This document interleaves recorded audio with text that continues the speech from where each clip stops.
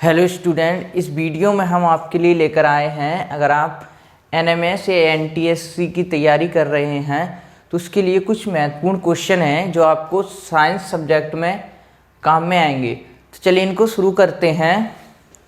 Question number पहला है, radio active धर्मिता की इकाई क्या है? इसका आंसर है क्यूरी।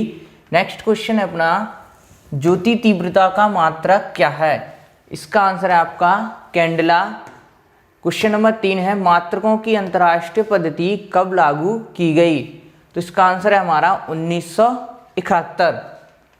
अगला क्वेश्चन है, देखिए, रॉकेट किस सिद्धांत पर कार्य करता है? न्यूटन के तृतीय नियम पर। न्यूटन के आप 3 नियम पढ़ोगे, न्यूटन का पहला नियम, दूसरा एवं तीसरा नियम। न्यूटन का तीसरा नियम कहता है कि क्रिया के विपरीत प्रतिक्रिया बल कार्य करता है। अब पांचवा क्वेश्चन है, बल किसका गुणनफल है? बल होता है द्रव्यमान और त्वरण का। इसका फॉर्मूला होता है, आप लिखोगे F, यहाँ पर बल है F बराबर ma। m यानी मास और a का मीन्स है यहाँ पर एक्सेलरेशन, यानी ये त्वरण है।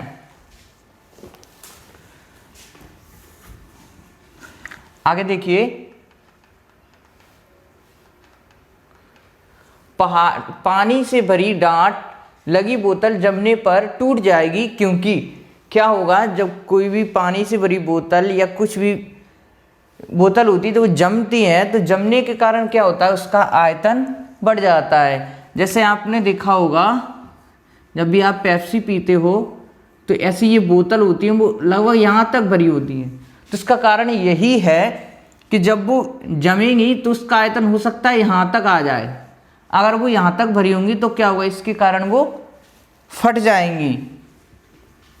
तो इसी फटने से बचाने के लिए आपको बोतल, कभी भी आप देखना, पानी की बोतल हो, पेप्सी की बोतल हो, उनको थोड़ा कम भरा जाता है। नेक्स्ट क्वेश्चन है, देखिए, किसी कालीन की सफाई के लिए यदि उसे छड़ी से पीटा जाए तो उसमें कौन सा नियम लागू होगा?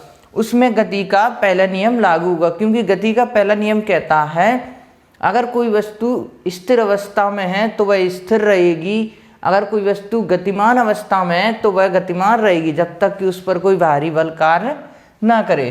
क्वेश्चन नंबर 9 है, सड़क पर चलने की अपेक्षा बर्फ पर चलना कठिन क्यों होता है? क्योंकि बर्फ पर देखोगे आप, घर्षण बल क्या है?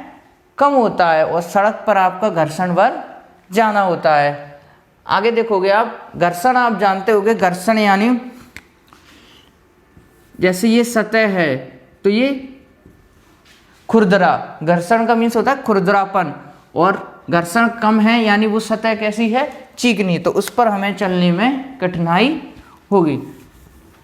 अगला क्वेश्चन है हमारा, बर्फ पानी में तैरती है परंतु अल्कोहल में डूब जाती है। इसका कारण है, बर्फ पानी से हल्की होती है तथा अल्कोहल से भारी होती है। अगला है, बादल किस कारण से वायुमंडल में तैरते हैं? उनके निम्न घनत्व के कारण। किसके कारण? निम्न घनत्व के कारण। उसी के कारण आप देखोगे कि ये जो बर्फ होती है ना, जैसे यहाँ पर दिया, बर्फ पानी में तैरती है परंतु अल्कोहल में डूब जाती है। यही कारण है कि बर्फ क्या है? पानी में तैरती है। अगला क्वेश्चन देखिए, हम दलदली सड़कों पर क्यों फिसलते हैं? हम दलदली सड़कों पर क्यों फिसलते? क्योंकि वहाँ पर क्या है? घर्षण की कमी है, घर्षण की कमी के कारण। अगला क्वेश्चन देखिए, सूर्य पर ऊर्जा का निर्माण किसके कारण होता है? हमारा जो सूर्य है ये क्या है? ये तारा है, तो इस पर नाभिकीय संलयन होता है। नाभिकीय संलयन के कारण ऊर्जा उत्पन्न होती है, और ये नाभिकीय संलयन आपका रेगुलर चलता रहता है। अगला क्वेश्चन देखिए, डायनेमो का कार्य क्या है? डायनेमो का कार्य है यांत्रिक ऊर्जा को विद्युत ऊर्जा में कन्वर्ट करना। यांत्रिक ऊर्जा क्या है आपकी? जैसे ये डायनेमो जहाँ तर आप देखोगे बाइकों में लगा होता है, कारें होती हैं आपकी, जी सभी प्रकार की गाड़ी होती है ना, उनमें डायनेमो लगा होता है। वो क्या काम करता है? जैसे गाड़ी होती है आपकी, गाड़ी के जो पहिया होते हैं, पहिया या इंजन, आप पहिया छोड़िए, इंजन को मानिए, ये इंजन घूमता है ना, उसी से ये डायनेमो घूमता है। अब डायनेमो घूमेगा तो क्या करेगा? बिजली बनाएगा। ये जो बिजली है ना, ये जो करंट है वो हमारी बैटरी को चार्ज करने में काम आता है। अगला क्वेश्चन है, देखिए यांत्रिक ऊर्जा को विद्युत ऊर्जा में बदलना। यांत्रिक ऊर्जा को विद्युत ऊर्जा में बदलना। नेक्स्ट क्वेश्चन है, वर्षा की बूंद का आकार गोलाकार किसके कारण है? पृष्ठ तनाव के कारण। 1 हॉर्स पावर कितने वॉट का होता है? 1 हॉर्स पावर में होते हैं आपके 746 वॉट। ताप का एसआई मात्रक क्या है? केल्विन। देखिए एसआई क्या है? ये अंतरराष्ट्रीय मात्रक है, ये सभी देशों में एक ही होगा। ताप का एसआई मात्रक क्या होगा? केल्विन। यानी ताप को हम केल्विन में माप सकते हैं। अगला है, ताप के सेल्सियस पैमाने पर परम शून्य ताप कितना होगा? ये होगा -273 डिग्री सेल्सियस। सी यहाँ पर है सेल्सियस। क्या है? सेल्सियस। आगे देखिए, कौन सा ताप सेंटीग्रेड और फ़ारेनहाइट दोनों माप क्रमों में एक समान है? तो वो है हमारा -40 डिग्री सेल्सियस। -40 डिग्री, -40 डिग्री आपका सेंटीग्रेड और फ़ारेनहाइट दोनों में बराबर होगा।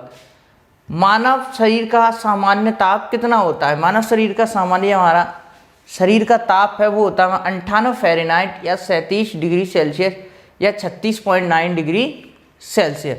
तो आज की हमारी क्लास यहाँ पर ख़त्म होती है। उम्मीद है कि आप सब लोग अच्छे होंगे। Thank you.